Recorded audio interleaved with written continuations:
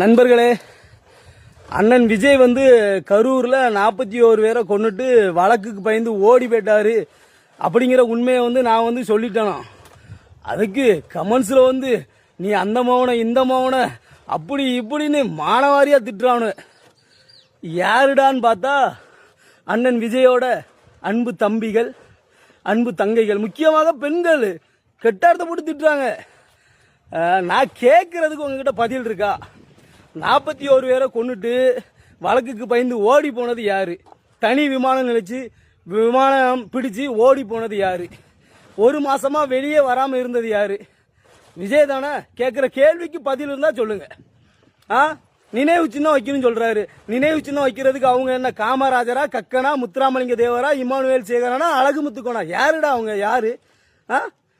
இந்திய விடுதலைக்காக பாடுபட்ட தியாகிகளா?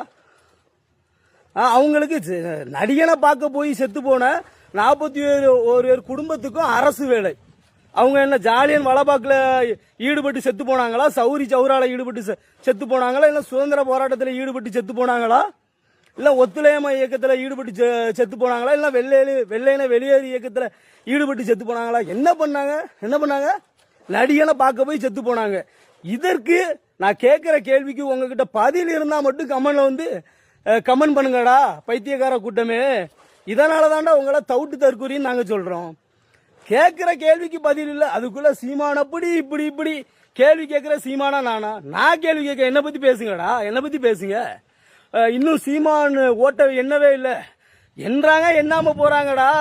விமர்சனம் தேவையில்லை, இங்க கேள்விக்கு பதில் தான் தேவை. பதில் இருக்கிற ஆம்பளை, உண்மையான ஆம்பளை இருந்தா என் கம்மலை வந்து கமெண்ட் பண்ணு, நான் உனக்கு பதில் கொடுக்க. சரியா? இந்த கோலத்தனமா, இந்த தவுட்டு தற்கூரி மாதிரி சம்பந்தமே இல்லாம பேசாதீங்க பைத்தியக்கார கூட்டமே.